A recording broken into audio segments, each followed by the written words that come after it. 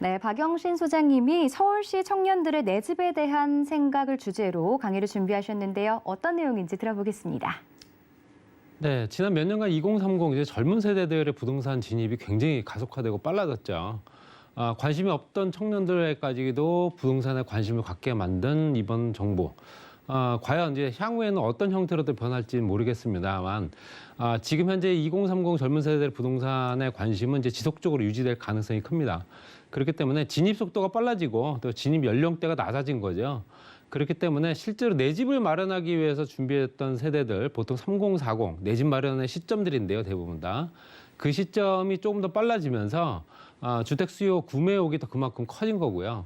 그거에 따라서 실제적으로 이제 부동산, 특히 이제 이 정책적인 부분 때문에라도 공급량 없이 규제로만 일변도로 갔던 이번 정책들 때문에 집값은 더욱더 많이 올랐다. 이런 생각이 들고요. 덩달아서 임대료도 오른 거고요. 서울시 청년들의 내 집에 대한 생각을 통계 자료로 나온 게 있어서 좀 살펴보겠습니다. 일단은 부동산 투자에 대한 태도, 부동산 투자를 어떻게 생각하느냐 보게 되면 이제 베이비 부모 세대가 이제 1955년생부터 63년생입니다.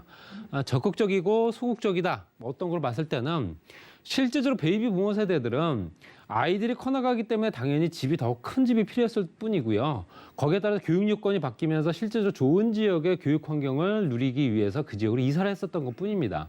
뭐 그렇기 때문에 물론 이제 여러 가지 이유가 다 복합적으로 작용하겠지만 대부분의 실거주용 주택은 한 채는 필수다. 집은 무조건 한 채는 있어야 된다. 내 집은 하나 있어야 되지 않겠냐라는 생각을 가졌던 세대가 베이비 부모 세대입니다. 그리고 그 중간에 딱 낀 세대가 뭐냐면 포스트 베이비 부모 세대인데요. 64년생부터 78년생까지.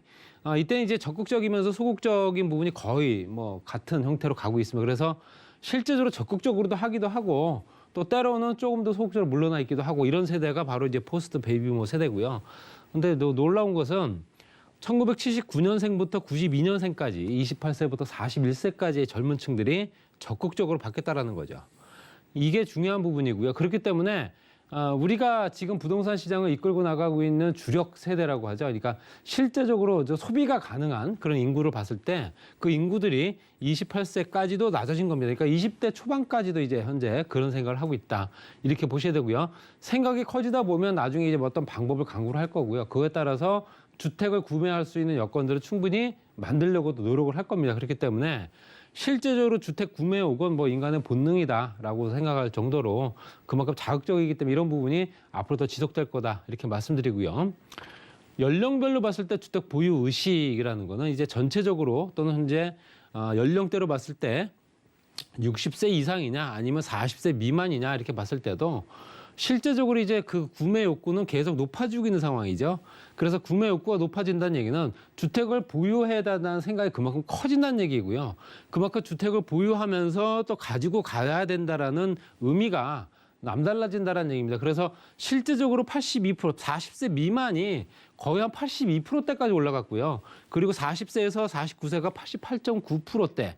그러니까 거의 지금 40세 미만부터 50대 중반 정도까지는 80, 90% 정도가 됩니다. 그런 비율 때문에라도 실제적으로 주택 보유의식 변화는 현재 2014년도부터 20년도까지 6년 동안 봤을 때도 90.4%에서 96.2%대까지 올라갔다. 이렇게 보셔야 되고요. 뭐 전체적으로 봤을 때는 79.1%에서 87.7%대까지, 그러니까 임대까지 다 포함해서요. 그래서 전세 가구 수요는 실제적으로 보유 의식은 실제적으로 조금 떨어진 편이었다가 다시 올랐죠.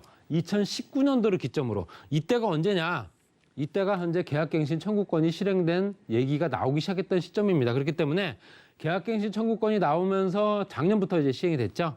그러면서 물량들이 이제 실제로 어느 정도 많이 이제 전세에 관련된 부분도 그만큼 또 애타게 물건들을 찾기 위해 노력을 했다라는 얘기고요. 뭐 전체적으로 봤을 때도 실제적으로 가격 경쟁력이 굉장히 높아질 수밖에 없는 그런 상황이 됐다 보셔야 되고요. 주택, 그럼 집의 의미는 뭐냐? 집을 어떻게 생각하느냐라는 생각을 이제 서울이냐 전국적이냐 뭐 1순위를 따져봤을 때 서울 지역 같은 경우는 29.8% 정도는 뭐냐면 휴식이다라는 생각을 했고요. 또 가족과 함께하는 공간이다라는 생각도 21.7%.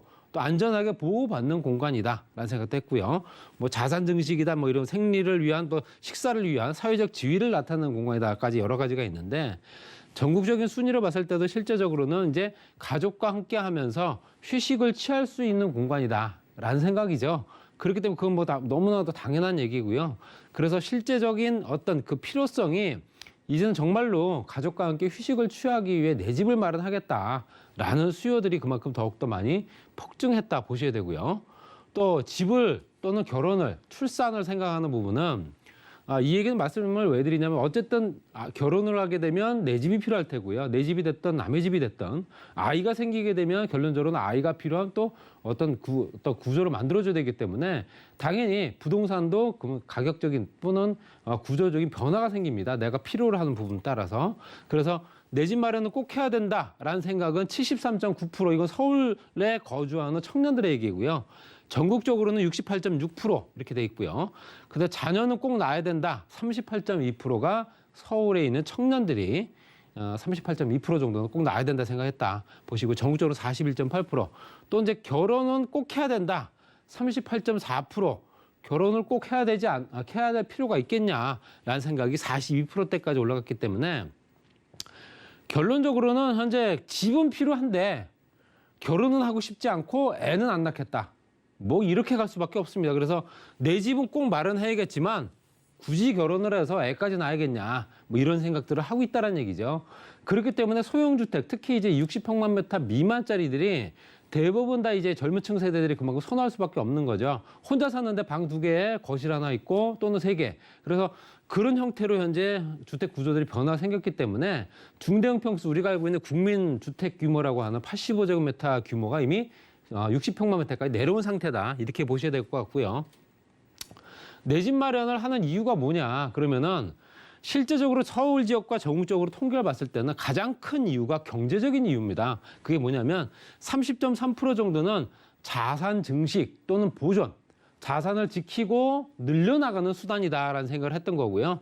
경제적인 이유는 당연히 또 전국적으로도 차지하는 비율이 높습니다. 그래서 실제적으로 내 집을 마련하는 이유도 실제적인 가격 경쟁력이 높아지면서 가격이 높아질 거다라는 어떤 예측하에 이제 주택을 구매하겠다라는 거지.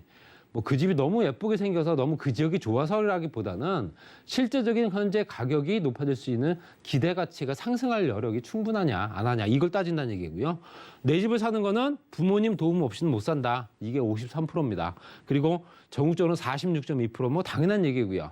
2030 세대들이 현재 실제적으로 서울 지역에 12억, 13억짜리 아파트를 덜컥덜컥 살 수는 없는 상황이죠. 뭐 대출 규제도 들어가 있는 상황이라서 당연히 그럴 수밖에 없으면서 부모님의 도움을 받아야 된다라는 비중이 50%가 넘는다 보셔야 되고요. 내 집 마련을 하는 시기가 언제쯤 될까요? 물어봤더니요. 서울 지역은 내 집이 이미 있다가 4.5%고요. 그다음에 향후 1년에서 5년 정도가 4.2%. 나머지 5년, 10년부터 향후 20년 이후까지, 그러니까 30년 이상을 봐야 된다는 어떤 수치가 지금 그 수치만 따지게 되면 거의 한 60% 정도 되고요.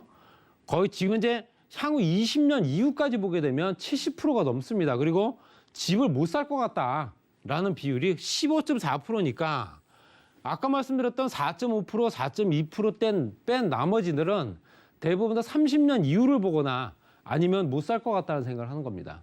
이게 지금 이 통계 자료가 올해 나온 겁니다. 그렇기 때문에 그동안에 집값이 계속 상승하면서 그렇게 생각들이 바뀐 상황이고 또 주택 가격이 내가 쫓아가지 못할 정도로 올랐기 때문에 더욱더 그렇습니다. 전국적으로 봐서도 거의 지금 비슷한 수준으로 유지가 되고 있는 상황이기 때문에 지금 현재 실제적으로 집을 사기 위해서 수도권에서 이건 2020년도 통계고요. 지금은 좀 더 높아질 겁니다.